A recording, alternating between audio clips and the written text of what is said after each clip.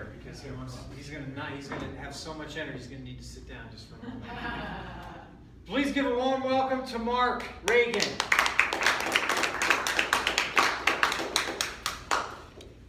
Imagine it's a beautiful summer morning, maybe much like today. You're curled up in bed, taking those few moments to sleep in. As my mom used to say, you would have been snug as a bug. And then you hear it. Bang, bang, bang, bang! You shoot up in bed. Bang, bang, bang, bang! You throw off those covers, you run through your house, and men have barged in. They're taking your TV, the couch, the dining room table, where a moment ago you were sleeping. You're now being evicted. When that happened to me, I was 10 years old. I ran down that morning, saw what was going on. Mom, what's happening? We're being evicted. What? Why? Well, as it turns out, while we were paying our rent, the landlady, she wasn't paying hers. And the first notice we got that morning was them. Bang, bang, bang, bang! Right at our door. What would you have done? As a 10-year-old kid, I had no idea. I went back to the stairs I'd ran down from and watched as they took everything we had and threw it out there on the lawn. That was the last time we were in that house, but in a lot of ways, I stayed stuck on those stairs for the next 10 years. My teacher started telling me I needed to apply myself more. I didn't stick with any projects, never joined any clubs. Why bother when at any moment men just might burst back into your life and snatch up everything from you? I was scared. I had a plan, though, to deal with my fear. I decided to do to it exactly what those men did to us. I threw it outside, slammed that door, and evicted it from my life. I can still hear it from time to time on these stairs, banging to be let back in, but I just ignored it. I had no place for it in my life. More than 10 years passed, and there were things in my life I wanted. I had dreams. I wanted to be a professional writer. But every time I started taking that pen to paper, bang, bang, bang, bang, it was there, and I had to keep on shutting it out. But I wanted that bad. Something had to change. I thought back to an old teacher I had in high school, Mr. Ambrose. Mr. Ambrose, he was an old boxer.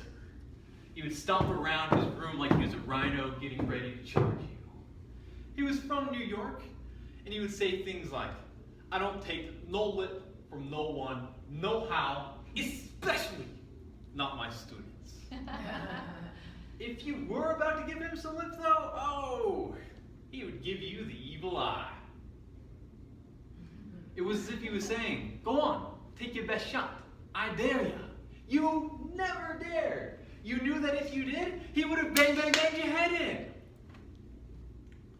The only time I tried to pull something over in Mr. Ambrose's class, I came in one morning having spaced out my assignment from the night before. We were supposed to talk about it in class. Came my turn, and Mr. Ambrose, I'm really sorry. Some heavy family stuff came up and I just didn't have time.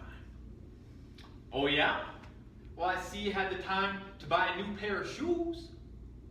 Give them to me. What? Give me your shoes and your socks now. Yes, Mr. Ambrose. He mugged me in the middle of class in high school.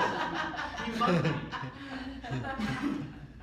I learned my lesson though, and I never tried to pull anything over on him again.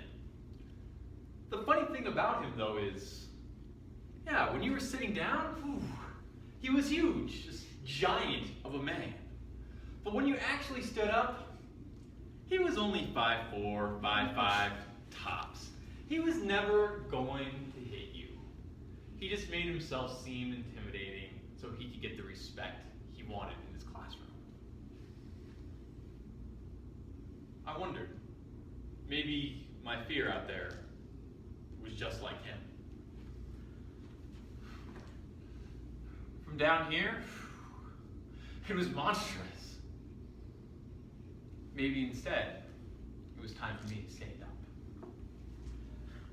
It wasn't going anywhere, and it never would. I decided to give it my best shot. What did I have to lose?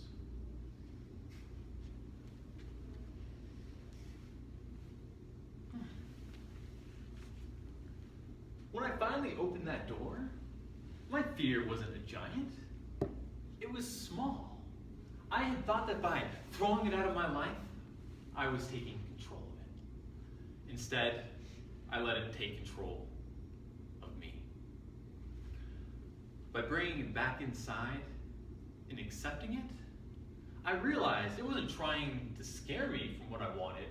It was trying to scare me towards. That was what it was trying to communicate to me in the only way it knew how.